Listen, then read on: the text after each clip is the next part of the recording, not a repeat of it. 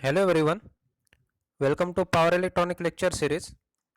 Today we will discuss about the AC voltage controllers. So those are the device which control the AC voltage flow from the source to load by insertion of thyristors, or we can say SCRs, or using some diodes. We can control the power flow from source to load. Okay, so we can see the description of AC voltage controllers. AC voltage controllers are used to vary the RMS value of alternating voltage applied to the load circuit by introducing thyristors between the load and the constant voltage AC source. So we can vary the RMS value of the alternating input current, okay, by insertion of thyristors, or the most popular thyristor is SCR, by introducing those SCRs between load and the constant voltage AC source. So the RMS value of alternating voltage applied to the load circuit is controlled by controlling the triggering angle of the thyristor. So how we can control the power flow from input to output, or we can say from the source to load? This can be achieved by controlling the triggering angle of the thyristor, which is introduced between load and the source. So this is basic principle in the AC voltage controllers, that is how we control the AC input voltage to deliver the output voltage across the load. This control technique can be achieved with the help of thyristors. Those thyristors can be inserted between load and the source. Also, by controlling the triggering angle or the firing angle to the thyristors, we can control the AC input voltage source, okay, or we can control the load circuit voltage applied to the load circuit, or voltage delivery to the load circuit. We can see there is a basic circuit diagram, that is AC voltage controller is inserted between AC input voltage source and the load. This AC input voltage source has a frequency Fs and the voltage Vs. In the AC voltage controller, there is a power circuit of thyristors and diode, okay. This circuit is used to control the output voltage applied to the load, okay. So this is AC voltage controller circuit is used to control the RMS value of alternating voltage applied to the load. And at the output side, there is a load which has variable AC RMS output voltage. So basic thing in this type of AC voltage controllers is the control techniques involved in controlling alternating voltage applied to the load circuit. This can be done with the help of AC voltage controller circuit, which consists thyristor or some diodes. So in the description we can say an AC voltage controller is a type of thyristor power converter which is used to convert fixed voltage, fixed frequency AC input supply to obtain variable voltage AC output voltage. So the RMS value of AC output voltage and the AC power flow to the load is controlled by varying triggering angle. Like I have said earlier, the value of AC output voltage delivering to the load can be controlled by thyristor or by controlling the triggering angle or the firing angle of the thyristor. Those thyristors and some diodes are incorporated or inserted between input and the output, or we can say it can be inserted between input voltage source, that is AC voltage source, and the output load. So we will move forward for the control techniques, or we can say different types of thyristor control techniques used in the AC voltage controllers.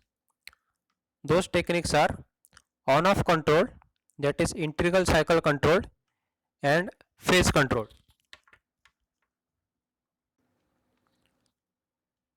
So there are some types of AC voltage controllers. Those are the AC voltage controllers are classified into two types based on the type of AC input supply applied to the circuit. So these are single phase AC controllers and three phase AC controllers. So we will discuss it one by one. For the above two methods, that is control techniques or the control techniques for the thyristor, the first one is on off control, which is nothing but the integral cycle control, and the second one is phase control. We will see its circuit diagram and the waveform. So how the control can be achieved in the power transfer from input to the load. So as we know, the single phase AC controllers operate with single phase AC supply, that is 230 volt RMS and 50 Hz frequency in our country, and also three phase AC voltage controllers operate with three phase AC supply, that is 400 volt RMS and 50 Hz frequency.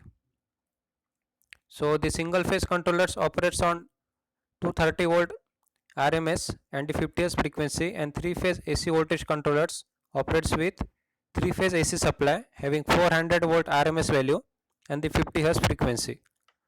So again, each type of controller may be subdivided into two types. So there are again two types, that is unidirectional or half wave AC controller or bidirectional or full wave AC controller. So there are two main types, subdivided into two main types, that is first one is unidirectional or half wave AC controller, and the second one is bidirectional or full wave AC controller. So we will see in brief. There are four types of AC voltage controllers now. As we compared the supply, that is input supply, and the power flow, that is unidirectional or bidirectional, there are total four types of AC voltage controllers. The first one is single phase half wave AC voltage controller, which is called unidirectional controller. The second one is single phase full wave AC voltage controller, which is bidirectional controller. The third one is three phase half wave AC voltage controller, which is unidirectional controller. And the last one is three phase full wave AC voltage controller, which is bidirectional controller.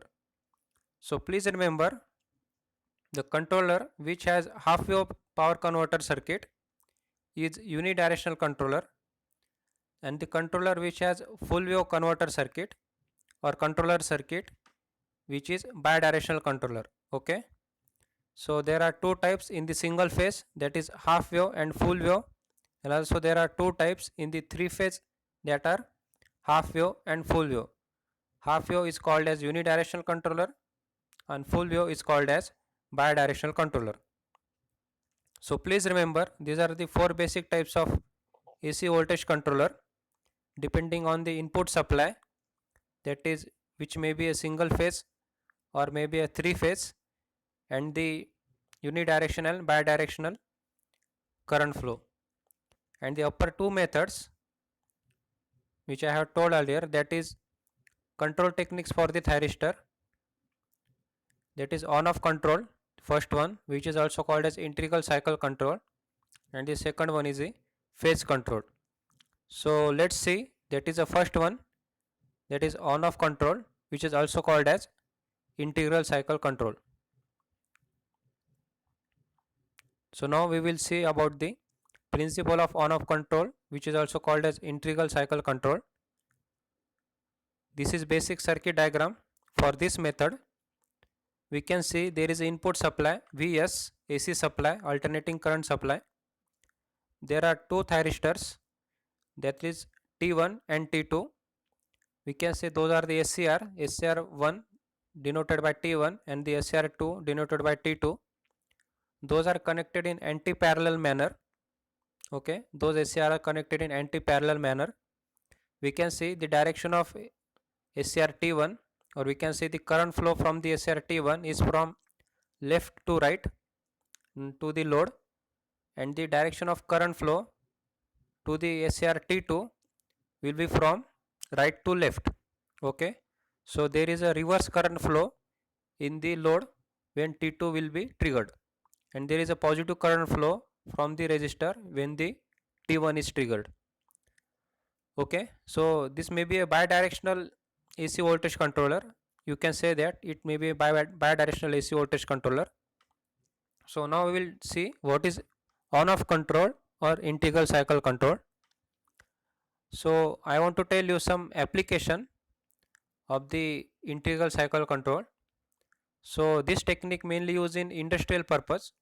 Okay, because of there are several application in the industries in which the mechanical time constant or a thermal time constant is of the order of several seconds. So for the example, mechanical time constant for many of speed control drives or a thermal time constant for most of heating loads is usually quite high. So there is almost no variation in the speed or the temperature will be noticed. So if the control is achieved by connecting the load to the source for some on cycle and disconnecting the load from the source for some off cycle, this technique can be achieved. Okay, so this is called as integral cycle control technique. The technique in which there are some cycles, in those cycles we can connect the load to the source. Those cycles we can call as the on cycles, and the cycle at which we can disconnect the load from the source, those cycles are called as off cycles. In this way we can connect and disconnect the load from the source using the thyristor mechanism, or we can say this controller mechanism. So in this circuit, this technique can be achieved with the help of two thyristors, that is T1 and T2. We can see from the waveform.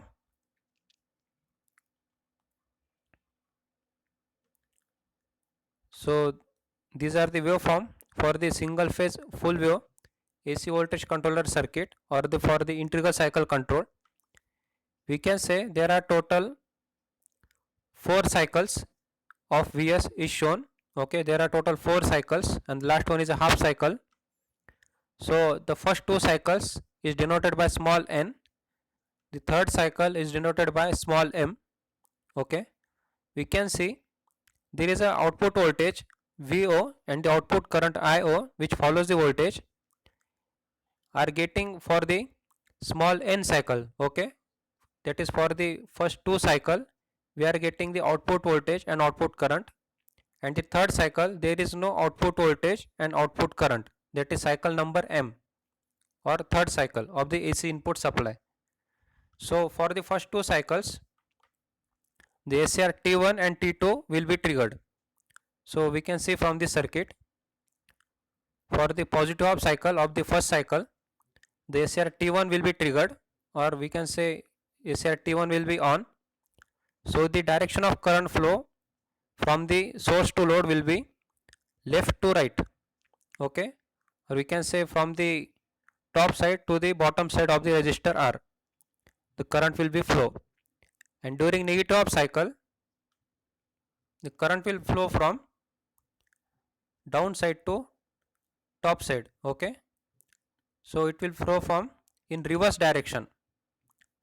We can see this from this waveform, the waveform number second, which shows that for the first positive half cycle there is a voltage VO and the current IO, and for the negative half cycle we are triggering the thyristor T2. We can say that the get pulse T2 is provided in the waveform number 4. So as soon as the get pulse we provide to the T2, T2 will be triggered or it will be on, and as soon as T2 is on there is a reverse current. We can see in the third cycle, that is cycle number m, small m, there is no output voltage and output current. So there is no triggering of SCR T1 and the T2. So in this way we are connecting the load to the source for the small number n of cycles, that is first 2 cycle we are connecting the load to the source. That's why we are getting output voltage VO and the current IO, and so we are triggering the SCR T1 and T2 to get the output voltage across the load, and this is for first 2 cycles, that is small n. We can say small n is equal to 2, and the third cycle, that is small m, there is no output voltage and output current. Why? Because of we are not triggering SCR T1 and T2. The output current and the output voltage will be appears across the load only if we trigger the SCR T1 and T2 for positive and negative half cycle respectively. So for the M is equal to 1, or we can say the cycle number third, there is no connection between load and the source. So this is off cycle and the first two cycles are on cycle. Okay, the cycle number N are the on cycles. We can say there are total 3 on cycle and 1 off cycle denoted by small m. Again the fourth cycle, which is nothing but the on cycle, we can see in the second waveform. For the fourth cycle of the AC input supply, we are getting output voltage VO and IO. That's why, because of what? Because we are triggering SCR T1, that is we are providing gate supply to the T1 for the positive half cycle, and we are providing gate supply to the T2 to trigger the thyristor T2 for negative half cycle. That's why we are getting output voltage VO and the output current IO. In this way we are connecting load to the source to the source for the some on cycle and disconnecting the load from the source for some off cycle. So this is the basic mechanism basic principle behind the on off control technique, or we can say integral cycle control technique, that is disconnecting the and connecting the load for some off cycle and on cycles, and this can be achieved by triggering the SCR T1 and T2.